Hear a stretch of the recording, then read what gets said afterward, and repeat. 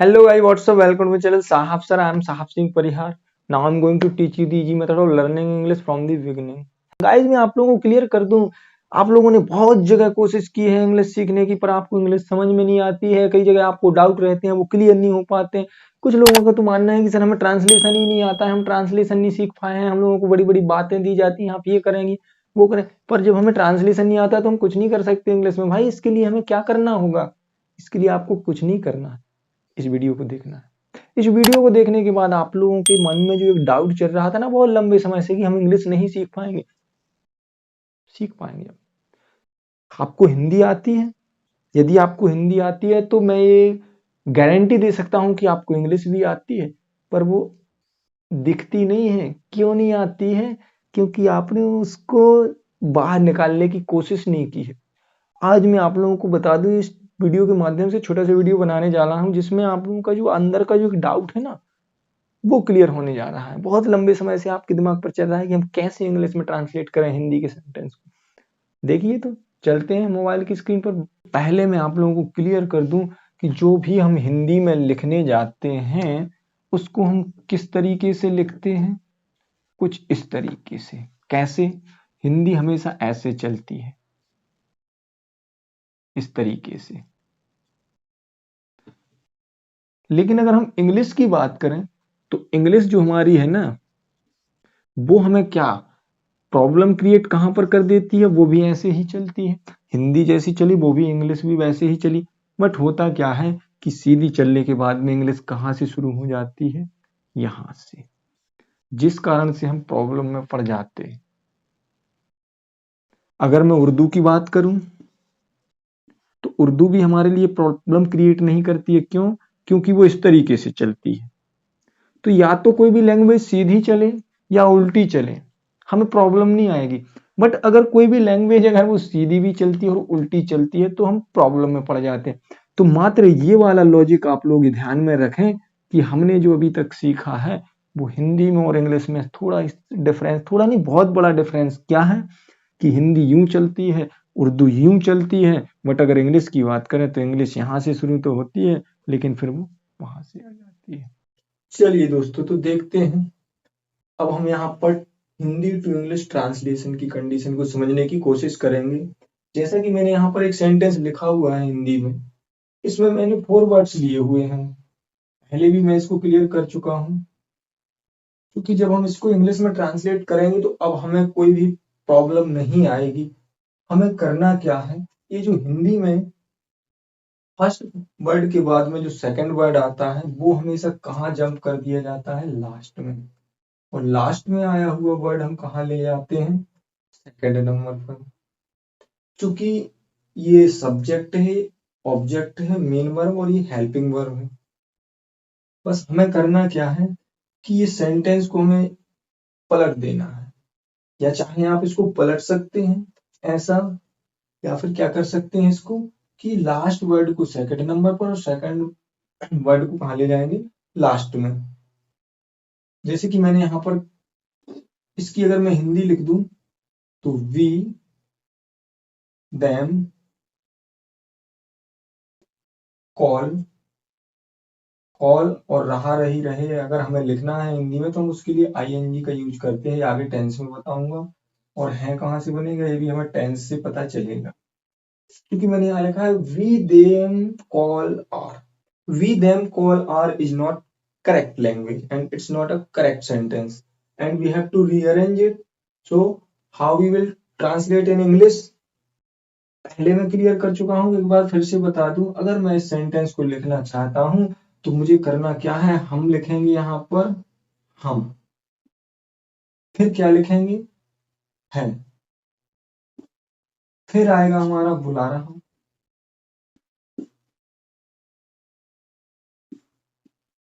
और लास्ट में जाएगा।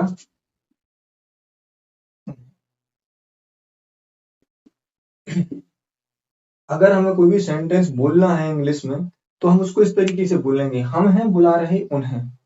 यानी कि फर्स्ट नंबर पर हमारा कौन सा आ गया? ये। सेकंड पर यानी कि फोर्थ वाला। थर्ड पर ही रहेगा और लास्ट में चला गया सेकंड। यानी कि अगर हम सेंटेंस में देखें दोनों तो अंतर कहाँ है, फर्स्ट पोजीशन पर है और थर्ड पोजीशन पर। सिर्फ हमने क्या किया है, सेकंड को लास्ट से हम यहाँ लेके आ गए हैं।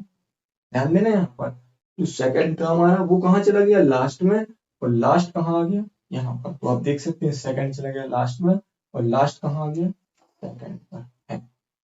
अब हम इसको अगर इंग्लिश में लिखें तो हम क्या लिख देंगे, वी आर कॉलिंग यू। इस तरीके से हमारा सेंटेंस बन जाता है। अब हमें कहां से पता चलेगा कि ये आर कहां से आ गया, आईएनजी कहां से आई, हम टेंस से समझेंगे। टेंस की नेक्स्ट वीडियो जो मैं डालूंगा तो उसमें मैं आप लोगों को क्लियर कर दूंगा कि किस तरीके से हम इन मेन वर्ब और हेल्पिंग वर्ब का यूज करते हैं। बस अभी जो हमने सीखा है कि इंग्लिश में जो ट्रांसलेट किया जाता है उसमें सिर्फ हमें करना क्या है कि जो लास्ट में वर्ड गया है वो यहाँ, और यहाँ पर जो वर्ड आया यहाँ पर कर दिया तो क्लियर हो जाएगा। दोस्तों देखते हैं दूसरा एग्जाम्पल। जैसे कि सेंटेंस लिखा हुआ है, हमने तुम्हें नहीं बुलाया है।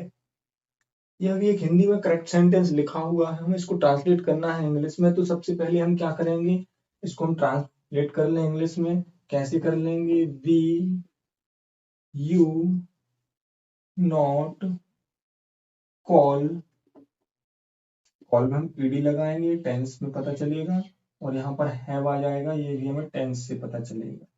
ये हमारा एक सेंटेंस बन गया हिंदी में, we you not called have, जो कि एक गलत सेंटेंस है। सर क्या करें इसके लिए, इंग्लिश में ट्रांसलेट करने के लिए? अब आप लोग कर सकते हैं, मुझे बताने की जरूरत नहीं है। करना क्या है आपको, बेसिकली हम जब भी इंग्लिश में ट्रांसलेट करते हैं तो लास्ट वाले वर्ड को हम कहाँ करते हैं, यहाँ ले आते हैं। चलिए तो लाते हैं लास्ट वाले वर्ड को यहाँ पर।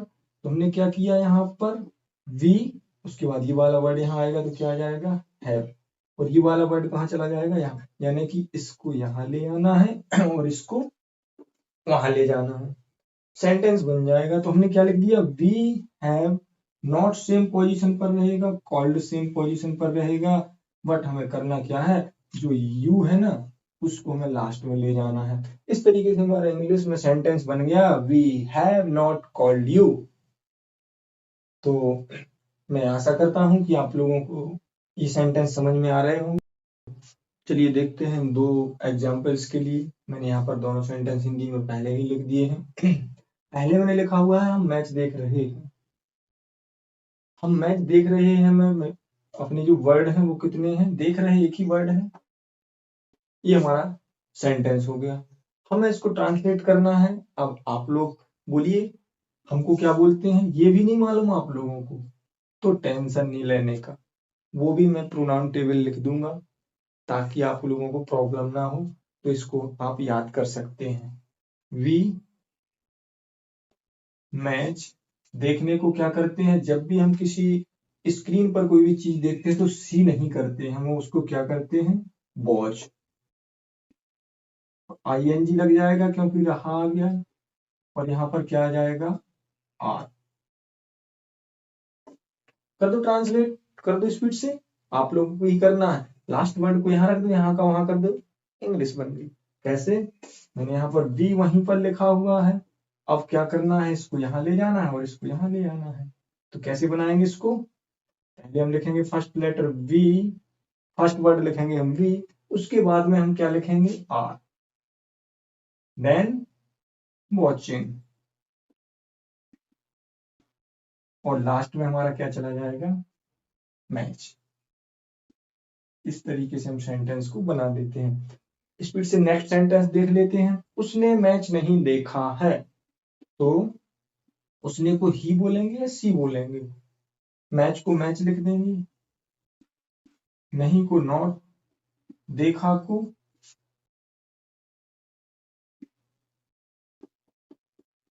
वॉच में हम क्या लगा देंगे, ईडी, इससे क्लियर होता है। और हैव को, है को क्या लिख देंगे हम, है को क्या लिख देंगे, हैज। ये यहाँ प्रॉब्लम आती है, हमें इसके लिए हमें टेंस देखना पड़ेगा मात्र इस कंडीशन को समझने के लिए, हेल्पिंग वर्ब मेन वर्ब को।